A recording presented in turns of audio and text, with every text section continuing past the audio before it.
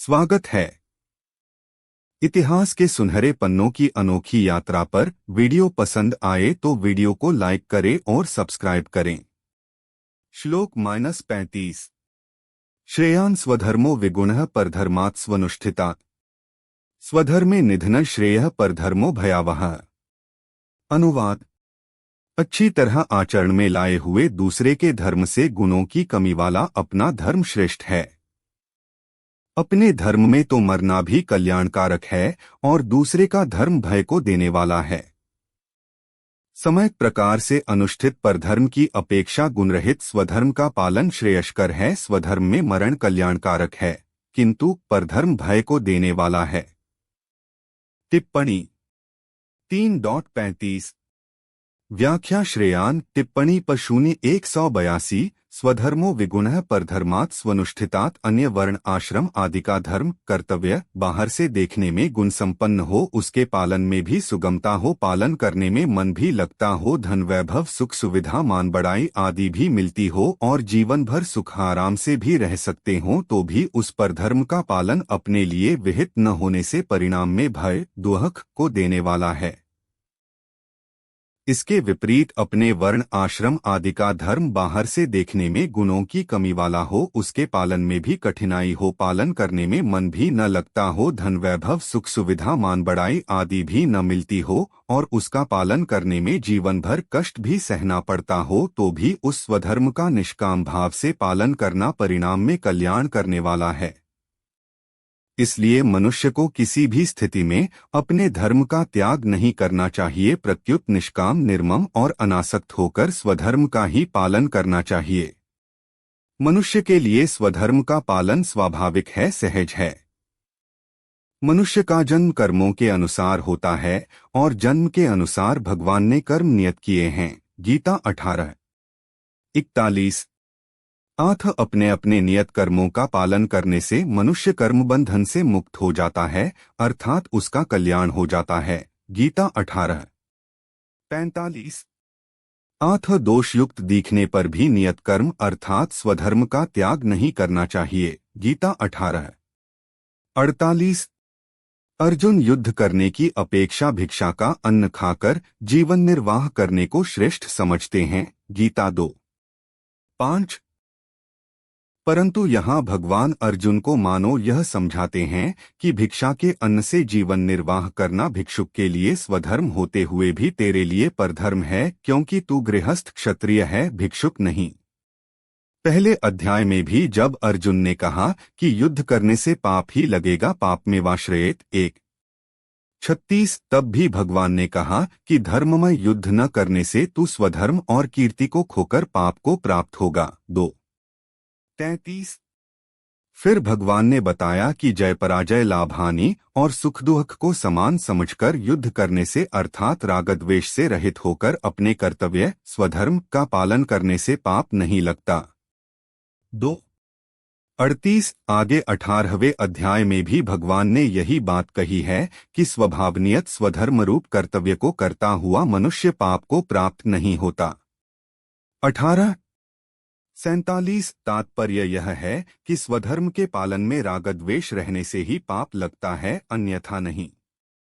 रागद्वेष से रहित होकर स्वधर्म का भली भांति आचरण करने से समता योग का अनुभव होता है और समता का अनुभव होने पर दुखों का नाश हो जाता है। गीता 6:23 इसलिए भगवान बार बार अर्जुन को रागद्वेष से रहित होकर युद्धरूप स्वधर्म का पालन करने पर जोर देते हैं। भगवान अर्जुन को मानो यह समझाते हैं कि क्षत्रिय कुल में जन्म होने के कारण क्षात्र धर्म के नाते युद्ध करना तुम्हारा स्वधर्म कर्तव्य है। आठ युद्ध में जय पराजय लाभ हानि और सुख दुख को समान देखना है और युद्धरूप क्रिया का संबंध अपने साथ नहीं है। साथ नहीं है ऐसा समझकर केवल कर्मों की आसक्ति मिटाने के लिए कर्म करना है। शरीर इंद्रिया मन बुद्धि पदार्थ आदि अपने कर्तव्य का पालन करने के लिए ही हैं। वर्ण आश्रम आदि के अनुसार अपने अपने कर्तव्य का निःस्वार्थ भाव से पालन करना ही स्वधर्म है। आस्तिक जन जिसे धर्म कहते हैं उसी का नाम कर्तव्य है। स्वधर्म का पालन करना अथवा अपने कर्तव्य का पालन करना एक ही बात है। कर्तव्य उसे कहते हैं जिसको सुगमतापूर्वक कर सकते हैं, जो अवश्य करने योग्य है और जिसको करने पर प्राप्तव्य की प्राप्ति अवश्य होती है। धर्म का पालन करना सुगम होता है क्योंकि वह कर्तव्य होता है। यह नियम है कि केवल अपने धर्म का ठीक ठीक पालन करने से मनुष्य को वैराग्य हो जाता है। धर्म ते बिरती। मानस 3:16। 1। केवल कर्तव्य मात्र समझकर धर्म का पालन करने से कर्मों का प्रवाह प्रकृति में चला जाता है और इस तरह अपने साथ कर्मों का संबंध नहीं रहता। वर्ण आश्रम आदि के अनुसार सभी मनुष्यों का अपना अपना कर्तव्य स्वधर्म कल्याणप्रद है, परंतु दूसरे वर्ण आश्रम आदि का कर्तव्य देखने से अपना कर्तव्य अपेक्षाकृत कम गुणों वाला दिखता है, जैसे ब्राह्मण के कर्तव्य शम दम तप क्षमा आदि की अपेक्षा क्षत्रिय के कर्तव्य युद्ध करना आदि में अहिंसादि गुणों की कमी दिखती है। इसलिए यहाँ विगुणः पद देने का भाव यह है कि दूसरों के कर्तव्य से अपने कर्तव्य में गुणों की कमी दिखने पर भी अपना कर्तव्य ही कल्याण करने वाला है। अतः किसी भी अवस्था में अपने कर्तव्य का त्याग नहीं करना चाहिए। वर्ण आश्रम आदि के अनुसार बाहर से तो कर्म अलग अलग घोर या सौम्य प्रतीत होते हैं, पर परमात्म प्राप्ति रूप उद्देश्य एक ही होता है। परमात्म प्राप्ति का उद्देश्य न रहने से तथा अंतःकरण में प्राकृत पदार्थों का महत्व रहने से ही कर्म घोर या सौम्य प्रतीत होते हैं। स्वधर्मे निधन श्रेयः। स्वधर्म पालन में यदि सदा सुखाराम धन संपत्ति मान बढ़ाई आदर सत्कार आदि ही मिलते तो वर्तमान में धर्मात्माओं की टोलियां देखने में आती, परंतु स्वधर्म का पालन सुख अथवा दुख को देखकर नहीं किया जाता, प्रत्युत भगवान अथवा शास्त्र की आज्ञा को देखकर निष्काम भाव से किया जाता है। इसलिए स्वधर्म अर्थात अपने कर्तव्य का पालन करते हुए यदि कोई कष्ट आ जाए तो वह कष्ट भी उन्नति करने वाला होता है। वास्तव में वह कष्ट नहीं अपितु तप होता है। उस कष्ट से तप की अपेक्षा भी बहुत जल्दी उन्नति होती है, कारण कि तप अपने लिए किया जाता है और कर्तव्य दूसरों के लिए। जानकर किए गए तप से उतना लाभ नहीं होता जितना लाभ स्वतः आए हुए कष्टरूप तप से होता है। जिन्होंने स्वधर्म पालन में कष्ट सहन किया और जो स्वधर्म का पालन करते हुए मर गए वे धर्मात्मा पुरुष अमर हो गए। लौकिक दृष्टि से भी जो कष्ट आने पर भी अपने धर्म कर्तव्य पर डटा रहता है उसकी बहुत प्रशंसा और महिमा होती है। जैसे देश को स्वतंत्र बनाने के लिए जिन पुरुषों ने कष्ट सहे बार बार जेल गए और फांसी पर लटकाए गए उनकी आज भी बहुत प्रशंसा और महिमा होती है। इसके विपरीत बुरे कर्म करके जेल जाने वालों की सब जगह निंदा होती है। तात्पर्य यह निकला कि निष्काम भाव पूर्वक अपने धर्म का पालन करते हुए कष्ट आ जाए अथवा मृत्यु तक भी हो जाए तो भी उससे लोक में प्रशंसा और परलोक में कल्याण ही होता है। स्वधर्म का पालन करने वाले मनुष्य की दृष्टि धर्म पर रहती है। धर्म पर दृष्टि रहने से उसका धर्म के साथ संबंध रहता है। अतः धर्म पालन करते हुए यदि मृत्यु भी हो जाए तो उसका उद्धार हो जाता है।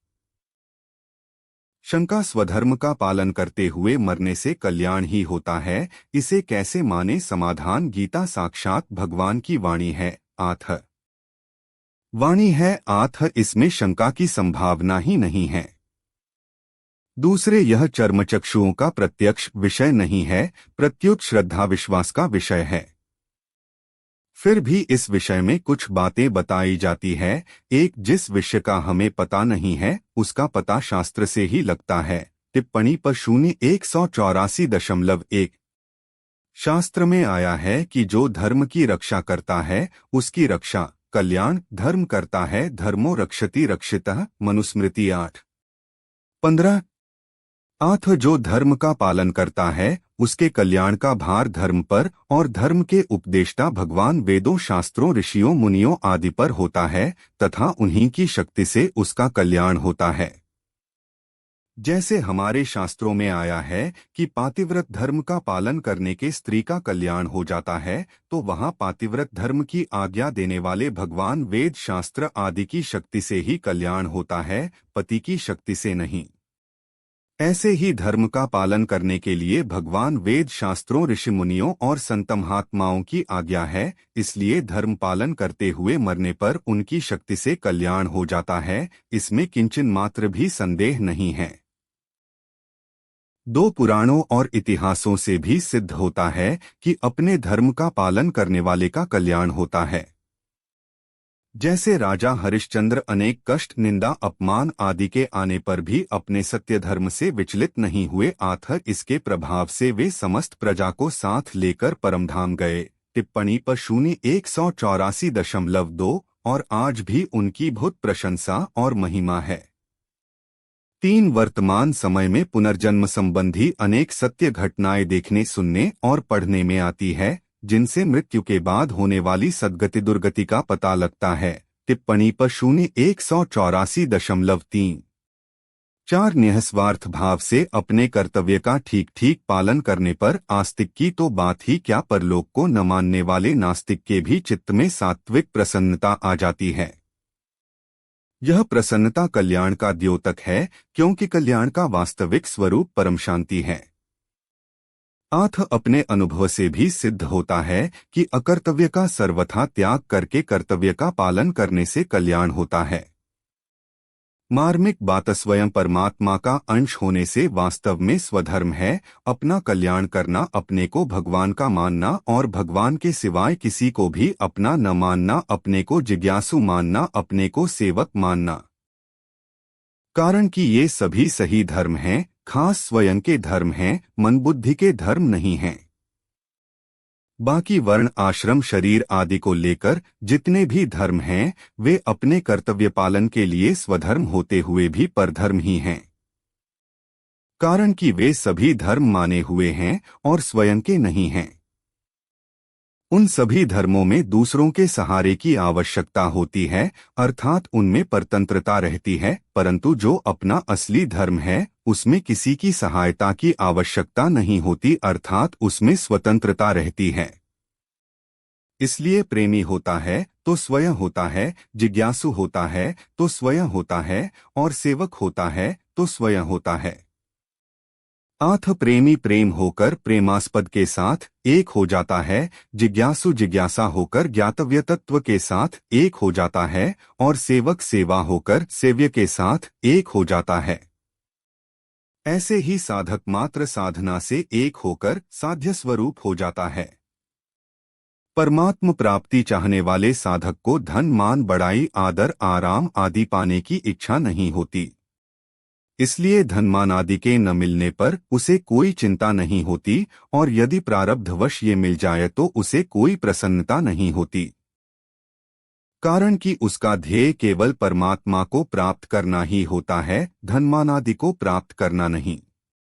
इसलिए कर्तव्य रूप से प्राप्त लौकिक कार्य भी उसके द्वारा सुचारू रूप से और पवित्रतापूर्वक होते हैं। परमात्म प्राप्ति का उद्देश्य होने से उसके सभी कर्म परमात्मा के लिए ही होते हैं। जैसे धन प्राप्ति का ध्येय होने पर व्यापारी आराम का त्याग करता है और कष्ट सहता है, और जैसे डॉक्टर द्वारा फोड़े पर चीरा लगाते समय इसका परिणाम अच्छा होगा, इस तरफ दृष्टि रहने से रोगी का अंतःकरण प्रसन्न रहता है, ऐसे ही परमात्म प्राप्ति का लक्ष्य रहने से संसार में पराजय, हानि, कष्ट आदि प्राप्त होने पर भी साधक के अंतःकरण में स्वाभाविक प्रसन्नता रहती है। अनुकूल प्रतिकूल आदि मात्र परिस्थितियां उसके लिए साधन सामग्री होती हैं।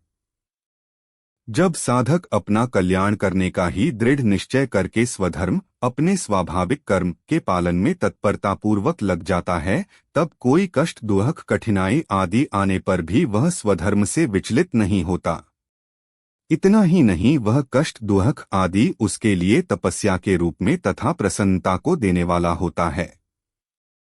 शरीर को मैं और मेरा मानने से ही संसार में रागद्वेष होते हैं। रागद्वेष के रहने पर मनुष्य को स्वधर्म पर धर्म का ज्ञान नहीं होता। अगर शरीर में स्वरूप होता तो मैं के रहते हुए शरीर भी रहता और शरीर के न रहने पर मैं भी न रहता। अगर शरीर मेरा होता तो इसे पाने के बाद और कुछ पाने की इच्छा न रहती।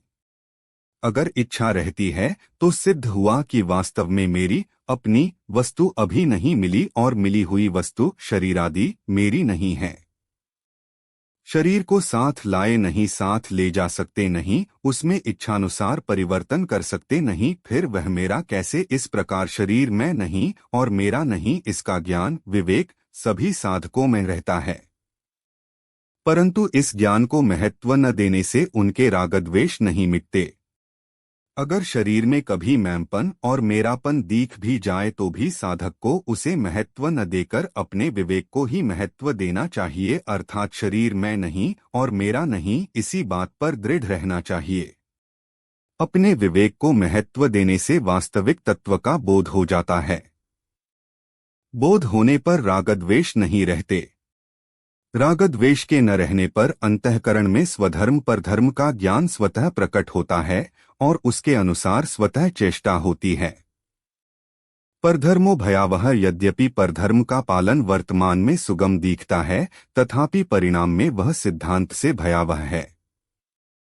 यदि मनुष्य स्वार्थ भाव का त्याग करके परहित के लिए स्वधर्म का पालन करे तो उसके लिए कहीं कोई भय नहीं है।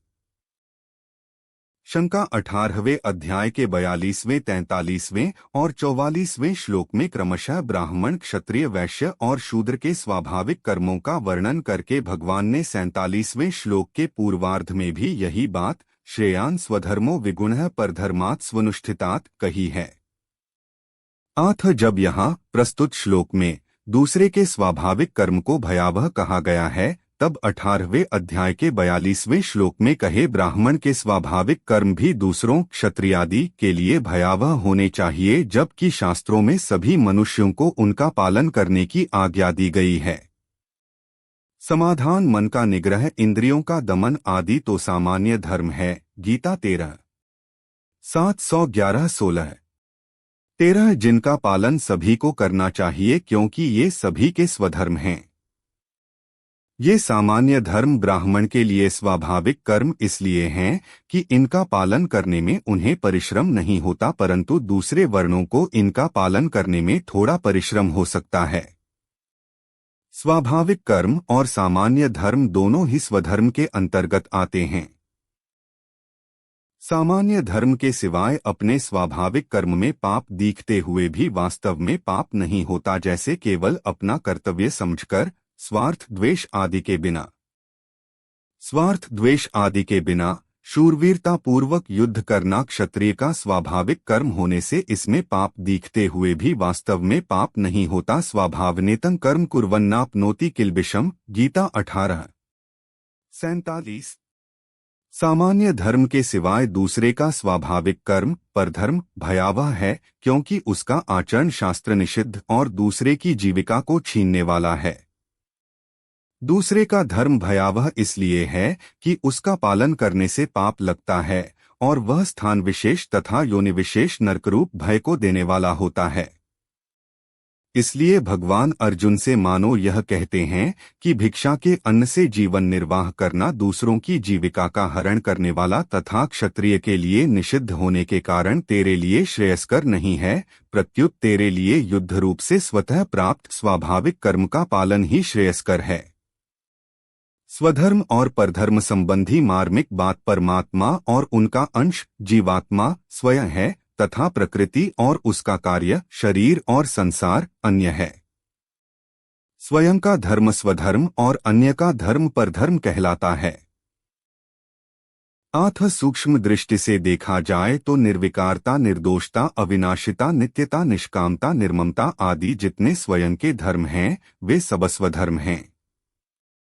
उत्पन्न होना, उत्पन्न होकर रहना, बदलना, बढ़ना, क्षीण होना तथा नष्ट होना। टिप्पणी पर 186 एवं भोग और संग्रह की इच्छा, मान बढ़ाई की इच्छा आदि जितने शरीर के संसार के धर्म हैं वे सब पर धर्म हैं। संसार धर्मैर्विमुह्यमानः। श्रीमद्भाष्य 0:11-2। 49 स्वयं में कभी कोई परिवर्तन नहीं होता, इसलिए उसका नाश नहीं होता, परंतु शरीर में निरंतर परिवर्तन होता है, इसलिए उसका नाश होता है। इस दृष्टि से स्वधर्म अविनाशी और परधर्म नाशवान है। त्याग, कर्मयोग, बोध, ज्ञान योग और प्रेम भक्ति योग, ये तीनों ही स्वतः सिद्ध होने से स्वधर्म हैं। स्वधर्म में अभ्यास की जरूरत नहीं है, क्योंकि अभ्यास शरीर के संबंध से होता है और शरीर के संबंध से होने वाला सब परधर्म है। योगी होना स्वधर्म है और भोगी होना परधर्म है। निर्लिप्त रहना स्वधर्म है और लिप्त होना परधर्म है। सेवा करना स्वधर्म है और कुछ भी चाहना परधर्म है। प्रेमी होना स्वधर्म है और रागी होना परधर्म है।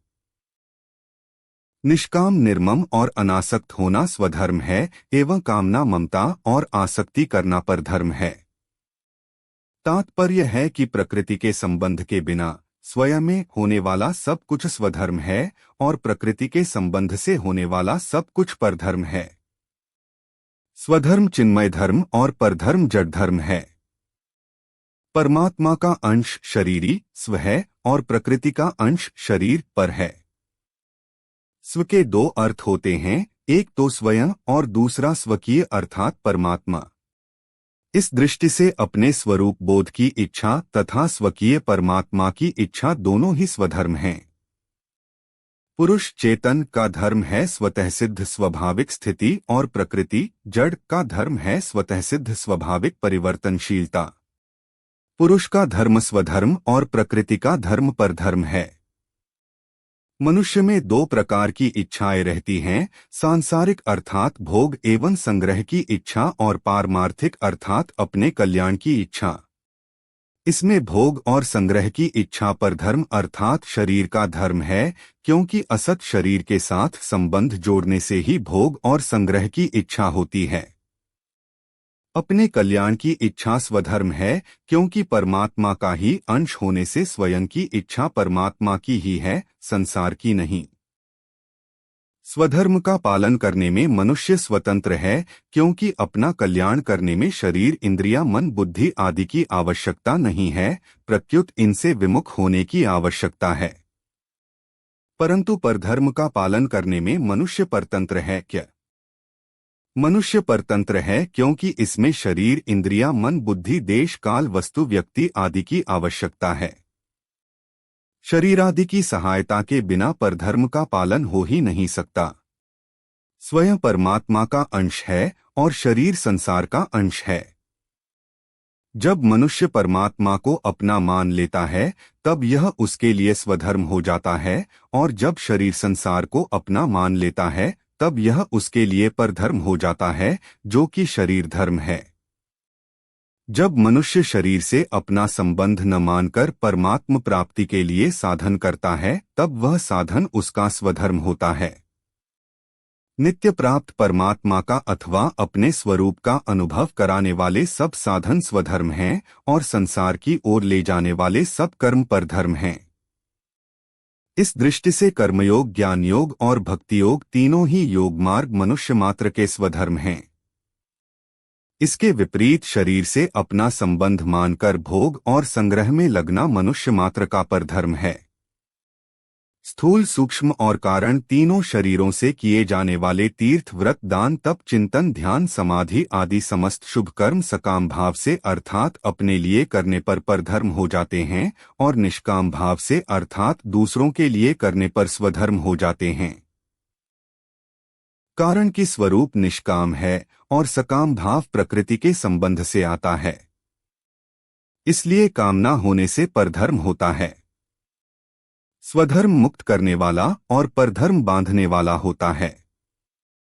मनुष्य का खास काम है परधर्म से विमुख होना और स्वधर्म के सम्मुख होना। ऐसा केवल मनुष्य ही कर सकता है। स्वधर्म की सिद्धि के लिए ही मनुष्य शरीर मिला है। परधर्म तो अन्य योनियों में तथा भोग प्रधान स्वर्गादि लोकों में भी है। स्वधर्म में मनुष्य मात्र सबल, पात्र और स्वाधीन है तथा परधर्म में मनुष्य मात्र निर्बल, अपात्र और पराधीन है। प्रकृतिजन्य वस्तु की कामना से अभाव का दोहक होता है और वस्तु के मिलने पर उस वस्तु की पराधीनता होती है, जो कि परधर्म है। परंतु प्रकृतिजन्य वस्तुओं की कामनाओं का नाश होने पर अभाव है और पराधीनता सदा के लिए मिट जाती है, जो कि स्वधर्म है। इस स्वधर्म में स्थित रहते हुए कितना ही कष्ट आ जाए, यहाँ तक कि शरीर भी छूट जाए, तो भी वह कल्याण करने वाला है। परंतु परधर्म के संबंध में सुख सुविधा होने पर भी वह भयावह अर्थात बारंबार जन्म मरण में डालने वाला है। संसार में जितने भी दुहक शोक चिंता आदि हैं, वे सब परधर्म का आश्रय लेने से ही हैं।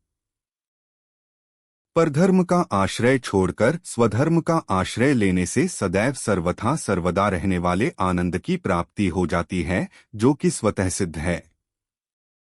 संबंध स्वधर्म कल्याणकारक और परधर्म भयावह है, ऐसा जानते हुए भी मनुष्य स्वधर्म में प्रवृत्त क्यों नहीं होता, इस पर अर्जुन प्रश्न करते हैं।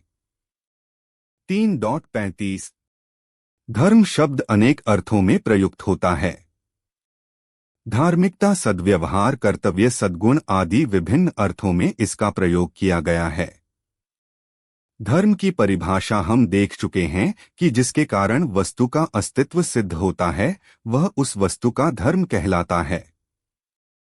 एक व्यक्ति से दूसरे व्यक्ति का भिन्नत्व उसके विचारों द्वारा निश्चित किया जाता है। इन विचारों का स्तर, गुण, दिशा आदि व्यक्ति की वासनाओं पर निर्भर करते हैं। यही है मनुष्य का स्वभाव अथवा धर्म। मन संयम के इस प्रकरण में धर्म से तात्पर्य प्रत्येक व्यक्ति की वासनाओं से है। स्वधर्म और परधर्म, यहाँ स्वधर्म का अर्थ किसी जाति विशेष में जन्म लेने पर प्राप्त होने वाले कर्तव्य से नहीं है। स्वधर्म का सही तात्पर्य है स्वयं की वासनाएं। स्वयं की सहज और स्वाभाविक वासनाओं के अनुसार कार्य करने से ही जीवन में शांति और आनंद, सफलता और संतोष का अनुभव होता है। परधर्म का अर्थ है दूसरे के स्वभाव के अनुसार व्यवहार और कर्म करना, जो भयावह होता है। इसमें दो मत नहीं हो सकते। गीता में अर्जुन के स्वभाव को देखते हुए भगवान उसे युद्ध करने का स्पष्ट उपदेश देते हैं। जन्मजात राजकुमार अर्जुन ने अपने विद्यार्थी जीवन में ही साहस और शूरवीरता का प्रदर्शन किया था और धनुर्विद्या में निपुणता भी प्राप्त की थी। युद्ध जैसा खतरनाक कर्म उसके स्वभाव के अनुकूल ही था। प्रथम अध्याय से यह स्पष्ट हो जाता है कि अर्जुन ने संभवत अपने प्रारंभिक शिक्षण काल में यह सुना और समझा था कि संन्यास और त्याग का अर्थात ब्राह्मण का जीवन उसके जीवन से श्रेष्ठतर है। इसीलिए युद्धभूमि पलायन से गुफाओं में बैठकर ध्यानाभ्यास करने की उसकी इच्छा हो रही थी। श्री कृष्ण उसे स्मरण दिलाते हैं कि स्वधर्म पालन में कुछ कमी रहने पर भी उसी का पालन उसके आत्मविकास के लिए श्रेयस्कर है। दूसरे व्यक्ति के श्रेष्ठ और दिव्य जीवन की अनुकृति मात्र से अर्जुन को लाभ नहीं होगा। यद्यपि समस्त अनर्थों का मूल कारण पहले बताया जा चुका है, तथापि उसके और अधिक स्पष्टीकरण के लिए श्लोक 36 अर्जुन उवाचत केन प्रयुक्तोऽयं पापं चरति पुरुषः अनिच्छन्नपि वार्ष्णेय बलादिव नियोजितः। अनुवाद अर्जुन बोले, हे वार्ष्णेय, फिर यह मनुष्य न चाहता हुआ भी जबरदस्ती लगाए हुए की तरह किससे प्रेरित होकर पाप का आचरण करता है। अर्जुन ने कहा, हे वार्ष्णेय, फिर यह पुरुष बलपूर्वक बाध्य किए हुए के समान अनिच्छा होते हुए भी किसके द्वारा प्रेरित होकर पाप का आचरण करता है। टिप्पणी 3.36 व्याख्या अथ केन प्रयुक्तोऽयं बलादिव नियोजितः यदुकुल में वृष्णि नाम का एक वंश था। उसी वृष्णि वंश में अवतार लेने से भगवान श्री कृष्ण का एक नाम वार्ष्णेय है। पूर्व श्लोक में भगवान ने स्वधर्म पालन की प्रशंसा की है। धर्म वर्ण और कुल का होता है, आथ अर्जुन भी कुल वंश के नाम से भगवान को संबोधित करके प्रश्न करते हैं। विचारवान पुरुष पाप नहीं करना चाहता, क्योंकि पाप का परिणाम दुहक होता है और दुरख को कोई भी प्राणी नहीं चाहता। यहाँ अनिच्छन पद का तात्पर्य भोग है, संग्रह की इच्छा का त्याग नहीं, प्रत्युत पाप करने की इच्छा का त्याग है। कारण कि भोग और संग्रह की इच्छा ही समस्त पापों का मूल है, जिसके न रहने पर पाप होते ही नहीं। विचारशील मनुष्य पाप करना तो नहीं चाहता, पर भीतर सांसारिक भोग और संग्रह की इच्छा रहने से वह करने योग्य कर्तव्य कर्म नहीं कर पाता और न करने योग्य पाप कर्म कर बैठता है। अनिच्छन पद की प्रबलता को बताने के लिए अर्जुन बलादिव नियोजितः पदों को कहते हैं। तात्पर्य यह है कि पापवृत्ति के उत्पन्न होने पर विचारशील पुरुष उस पाप को जानता हुआ उससे सर्वथा दूर रहना चाहता है, फिर भी वह उस पाप में ऐसे लग जाता है जैसे कोई उसको जबरदस्ती पाप में लगा रहा हो। इससे ऐसा मालूम होता है कि पाप में लगाने वाला कोई बलवान कारण है। पापों में प्रवृत्ति का मूल कारण है काम, अर्थात सांसारिक सुख भोग और संग्रह की कामना। परंतु इस कारण की ओर दृष्टि न रहने से मनुष्य को यह पता नहीं चलता कि पाप कराने वाला कौन है। वह यह समझता है कि मैं तो पाप को जानता हुआ उससे निवृत्त होना चाहता हूँ, पर मेरे को कोई बलपूर्वक पाप में प्रवृत्त करता है। जैसे दुर्योधन ने कहा है, जानामि धर्म न चमे प्रवृत्तिर्जानामि धर्म न चमे निवृत्तियः केनापि देवेन हृदि स्थितेन यथा नियुक्तोस्मि तथा करोमि। गर्ग संहिता अश्वमेध 0:50-36। मैं धर्म को जानता हूं पर उसमें मेरी प्रवृत्ति नहीं होती, और अधर्म को भी जानता हूं पर उससे मेरी निवृत्ति नहीं होती। मेरे हृदय में स्थित कोई देव है जो मेरे से जैसा करवाता है वैसा ही मैं करता हूं। दुर्योधन द्वारा कहा गया यह देव वस्तुतः काम, भोग और संग्रह की इच्छा ही है, जिससे मनुष्य विचार पूर्वक जानता हुआ भी धर्म का पालन और अधर्म का त्याग नहीं कर पाता। केन प्रयुक्तोयं पापं चरति पदों से भी अनिच्छन पद की प्रबलता प्रतीत होती है। तात्पर्य यह है कि विचारवान मनुष्य स्वयं पाप करना नहीं चाहता, कोई दूसरा ही उसे जबरदस्ती पाप में प्रवृत्त करा देता है। वह दूसरा कौन है, यह अर्जुन का प्रश्न है। भगवान ने अभी अभी 34वें श्लोक में बताया है कि राग और द्वेष, जो काम और क्रोध के ही सूक्ष्म रूप हैं, साधक के महान शत्रु हैं, अर्थात ये दोनों पाप के कारण हैं। परंतु वह बात सामान्य रीति से कहने के कारण अर्जुन उसे पकड़ नहीं सके। अतः वे प्रश्न करते हैं कि मनुष्य विचार पूर्वक पाप करना न चाहता हुआ भी किसी से प्रेरित होकर पाप का आचरण करता है। अर्जुन के प्रश्न का अभिप्राय यह है कि 31वें से लेकर 35वें श्लोक तक देखते हुए अश्रद्धा, असूया, दुष्टचित्तता, मूर्ता, प्रकृति, स्वभाव की परवशता, रागद्वेष, स्वधर्म में अरुचि और परधर्म में रुचि, इनमें से कौन सा कारण है जिससे मनुष्य विचार पूर्वक न चाहता हुआ भी पाप में प्रवृत्त होता है। इसके अलावा ईश्वर, प्रारब्ध, युग, परिस्थिति, कर्म, कुसंग, समाज, रीति रिवाज, सरकारी कानून आदि में से भी किस कारण से मनुष्य पाप में प्रवृत्त होता है, संबंध अब भगवान आगे के श्लोक में अर्जुन के प्रश्न का उत्तर देते हैं। 3:36 धर्मशास्त्रों की परंपरा के अनुसार यहाँ अर्जुन विचाराधीन प्रकरण पर एक निश्चित प्रश्न पूछता है।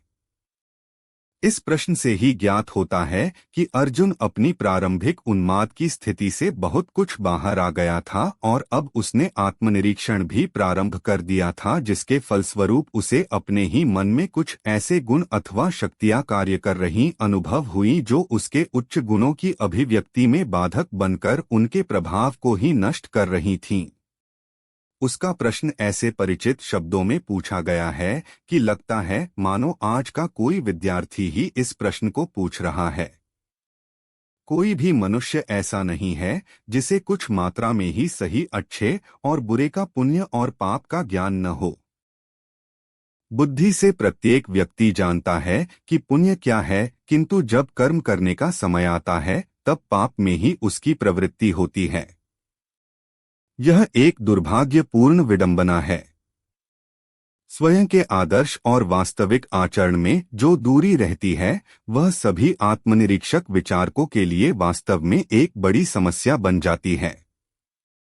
हमारे हृदय में स्थित दैवी गुण व्यक्त होकर श्रेष्ठतर उपलब्धि प्राप्त करना चाहते हैं, परंतु पाश्विक प्रवृत्तियां हमें प्रलोभित करके श्रेय मार्ग से दूर ले जाती हैं और हम निम्न स्तर के शारीरिक सुखों में ही रमण करते रहते हैं। अधिकांश समय यह सब हमारी अनिच्छा से ही होता रहता है। अर्जुन पूछता है, मन में बैठे इस राक्षस का स्वरूप क्या है जो हम में स्थित दैवी गुणों को सुनियोजित ढंग से लूट ले जाता है? वृष्णि वंश में जन्म होने से श्री कृष्ण का नाम वार्ष्णेय था। इस प्रश्न का उत्तर देते हुए श्लोक 37 श्री भगवानुवाच काम एष क्रोध एष रजोगुण समुद्भवः महाश्नो महापापमा विध्येन में वैरिणम। अनुवाद।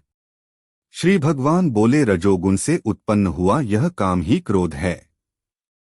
यह बहुत खाने वाला और महापापी है।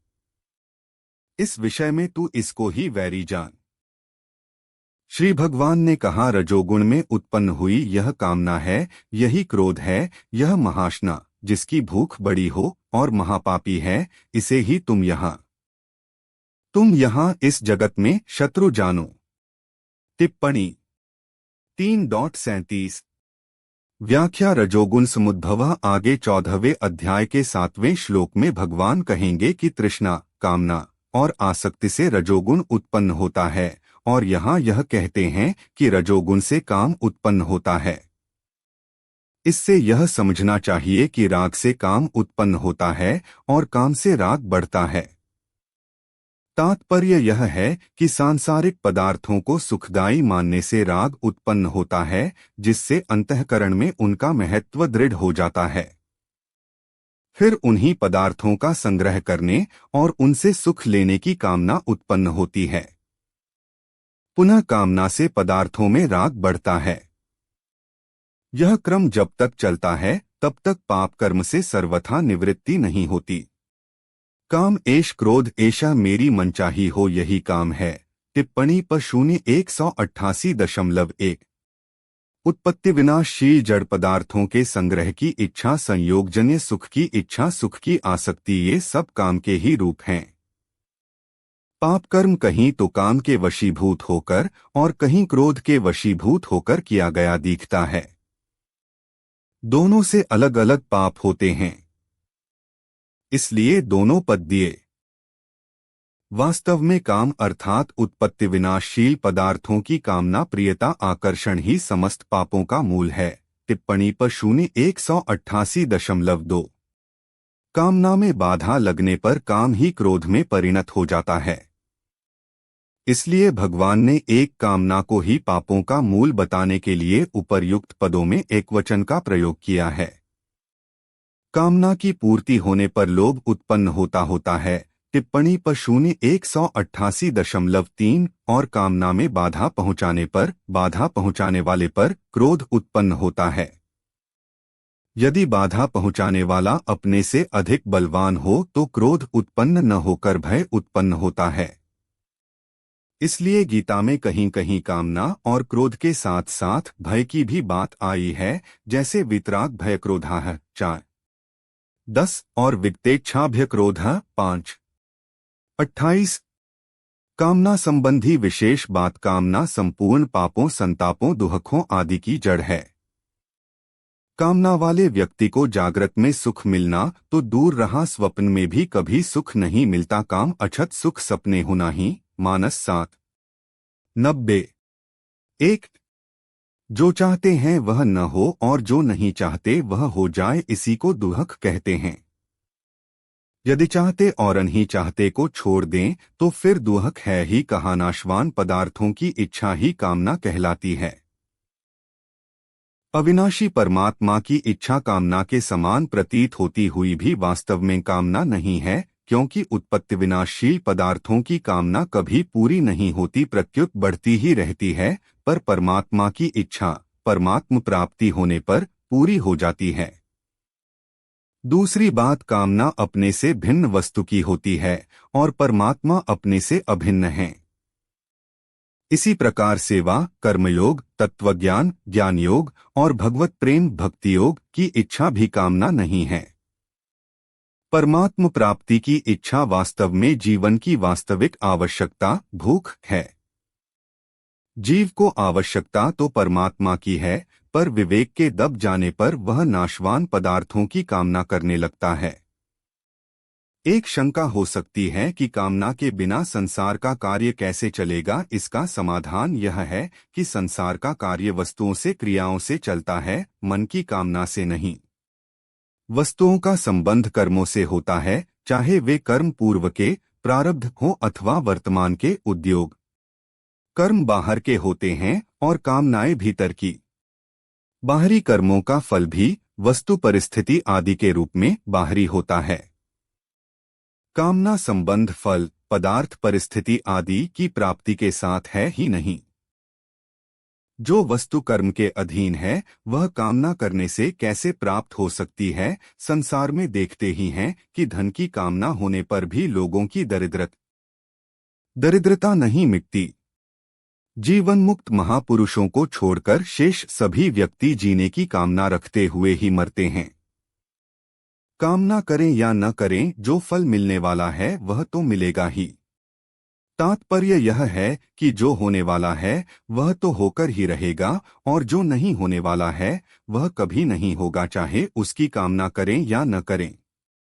जैसे कामना न करने पर भी प्रतिकूल परिस्थिति आ जाती है, ऐसे ही कामना न करने पर अनुकूल परिस्थिति भी आएगी ही।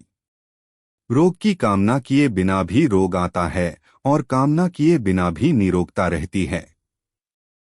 निंदा अपमान की कामना न करने पर भी निंदा अपमान होते हैं और कामना किए बिना भी प्रशंसा सम्मान होते हैं। जैसे प्रतिकूल परिस्थिति कर्मों का फल है, ऐसे ही अनुकूल परिस्थिति भी कर्मों का ही फल है। इसलिए वस्तु परिस्थिति आदि का प्राप्त होना अथवा न होना कर्मों से संबंध रखता है, कामना से नहीं। कामना तात्कालिक सुख की भी होती है और भावी सुख की भी। भोग और संग्रह की इच्छा तात्कालिक सुख की कामना है और कर्मफल प्राप्ति की इच्छा भावी सुख की कामना है। इन दोनों ही कामनाओं में दुहक ही दुहक है। कारण की कामना केवल वर्तमान में ही दुहक नहीं देती, प्रत्युत भावी जन्म में कारण होने से भविष्य में भी दुहक देती है। इसलिए इन दोनों ही कामनाओं का त्याग करना चाहिए। कर्म और विकर्म निषिद्ध कर्म दोनों ही कामना के कारण होते हैं। कामना के कारण कर्म होते हैं और कामना के अधिक बढ़ने पर विकर्म होते हैं। कामना के कारण ही असत में आसक्ति दृढ़ होती है। कामना न रहने से असत से संबंध विच्छेद हो जाता है। कामना पूरी हो जाने पर हम उसी अवस्था में आ जाते हैं जिस अवस्था में हम कामना उत्पन्न होने से पहले थे। जैसे किसी के मन में कामना उत्पन्न हुई कि मेरे को 100 रुपए मिल जाए। इसके पहले उसके मन में 100 रुपए पाने की कामना नहीं थी, आत्म अनुभव से सिद्ध हुआ कि कामना उत्पन्न होने वाली है। जब तक 100 रुपयों की कामना उत्पन्न नहीं हुई थी तब निष्कामता की स्थिति थी। उद्योग करने पर यदि प्रारब्धवशात 100 रुपए मिल जाए तो वही निष्कामता की स्थिति पुनः आ जाती है। परंतु सांसारिक सुखासक्ति के कारण वह स्थिति ठहरती नहीं और नई कामना उत्पन्न हो जाती है कि मेरे को 1000 रुपए मिल जाए। इस प्रकार न तो कामना पूरी होती है और न पूरी तृप्ति ही होती है। कोरे परिश्रम के सिवा कुछ हाथ नहीं लगता। काम अर्थात सांसारिक पदार्थों की कामना का त्याग करना कठिन नहीं है। थोड़ा गहरा विचार करें कि वास्तव में कामना छूटती ही नहीं अथवा टिकती ही नहीं। पता लगेगा कि वास्तव में कामना टिकती ही नहीं, वह तो निरंतर मिटती ही जाती है, किंतु मनुष्य नई नई कामनाएं करके उसे बनाए रखता है। कामना उत्पन्न होती है और उत्पन्न होने वाली वस्तु का मिटना अवश्यंभावी है।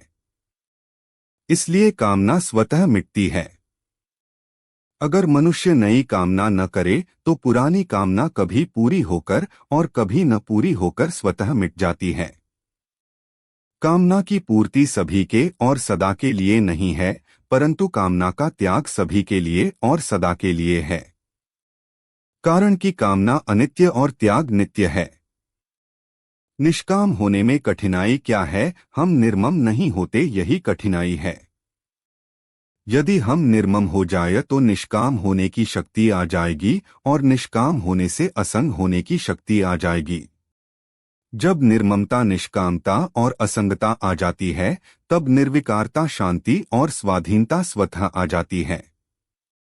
एक मार्मिक बात पर ध्यान दें।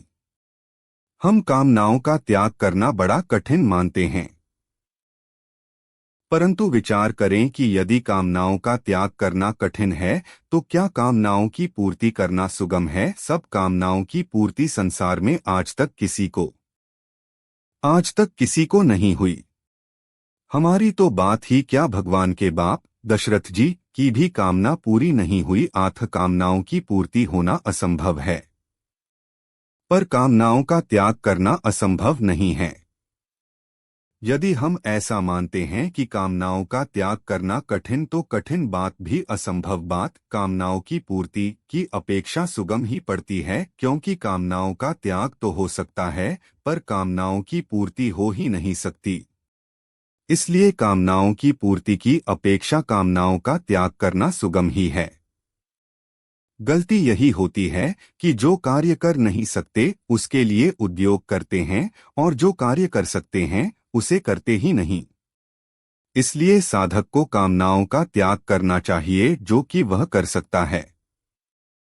कामनाओं के चार भेद हैं। एक, शरीर निर्वाह मात्र की आवश्यक कामना को पूरा कर दे। टिप्पणी प 190.1।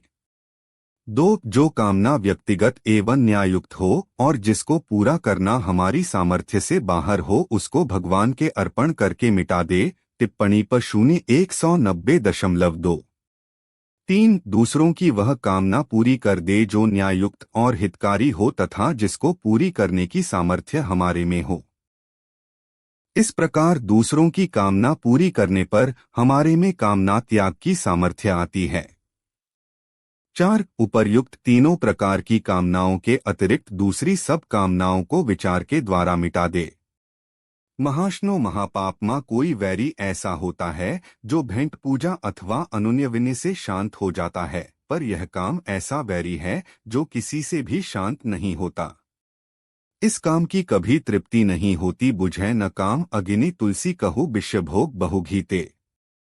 विनय पत्रिका 198। जैसे धन मिलने पर धन की बढ़ती ही चली जाती है, ऐसे ही ज्यों ज्यों भोग मिलते हैं त्यों ही त्यों कामना बढ़ती ही चली जाती है। इसलिए कामना को महाशनः कहा गया है। कामना ही संपूर्ण पापों का कारण है। चोरी, डकैती, हिंसा आदि समस्त पाप कामना से ही होते हैं। इसलिए कामना को महापापमा कहा गया है। कामना उत्पन्न होते ही मनुष्य अपने कर्तव्य से, अपने स्वरूप से और अपने इष्ट भगवान से विमुख हो जाता है और नाशवान संसार के सम्मुख हो जाता है। नाशवान के सम्मुख होने से पाप होते हैं और पापों के फलस्वरूप नरकों तथा नीच योनियों की प्राप्ति होती है। संयोगजन्य सुख की कामना से ही संसार सत्य प्रतीत होता है और प्रतिक्षण बदलने वाले शरीरादि पदार्थ स्थिर दिखाई देते हैं। सांसारिक पदार्थों को स्थिर मानने से ही मनुष्य उनसे सुख भोगता है और उनकी इच्छा करता है। सुख भोग के समय संसार की क्षणभंगुरता की ओर दृष्टि नहीं जाती और मनुष्य भोग को तथा अपने को भी स्थिर देखता है। जो प्रतिक्षण मर रहा है, नष्ट हो रहा है, उस संसार से सुख लेने की इच्छा कैसे हो सकती है? पर संसार प्रतिक्षण मर रहा है, इस जानकारी का तिरस्कार करने से ही सांसारिक सुख भोग की इच्छा होती है। चलचित्र, सिनेमा में पके हुए अंगूर देखने पर भी उन्हें खाने की इच्छा नहीं होती। यदि होती है तो सिद्ध हुआ कि हमने उसे स्थिर माना है। परिवर्तनशील संसार को स्थिर मानने से वास्तव में जो स्थिर तत्व है उस परमात्म तत्व की तरफ अथवा अपने स्वरूप की तरफ दृष्टि जाती ही नहीं। उधर दृष्टि न जाने से मनुष्य उससे विमुख होकर नाशवान सुख भोग में फंस जाता है।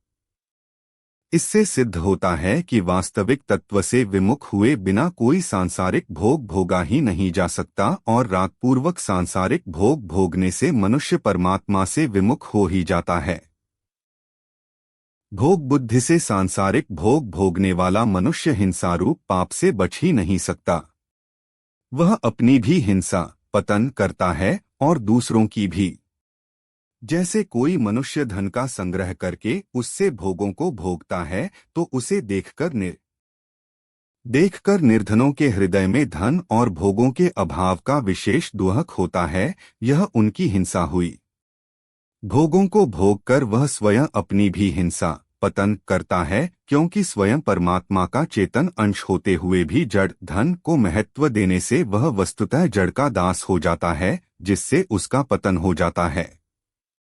संसार के सब भोग पदार्थ सीमित होते हैं, अतः मनुष्य जितना भोग भोगता है उतना भोग दूसरों के हिस्से से ही आता है। हाँ, शरीर निर्वाह मात्र के लिए पदार्थों को स्वीकार करने से मनुष्य को पाप नहीं लगता। शरीर निर्वाह में भी शास्त्रों में केवल अपने लिए भोग भोगने का निषेध है। अपने माता पिता गुरु बालक स्त्री वृद्ध आदि को शरीर निर्वाह के पदार्थ पहले देकर फिर स्वयं लेने चाहिए।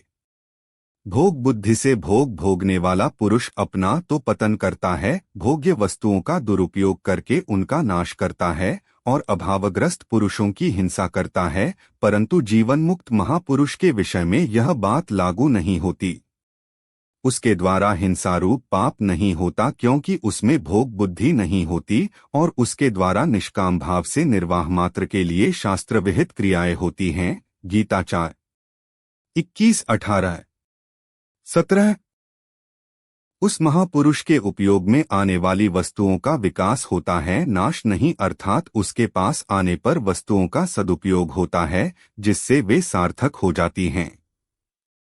जब तक संसार में उस महापुरुष का कहलाने वाला शरीर रहता है, तब तक उसके द्वारा स्वतः स्वाभाविक प्राणियों का उपकार होता रहता है।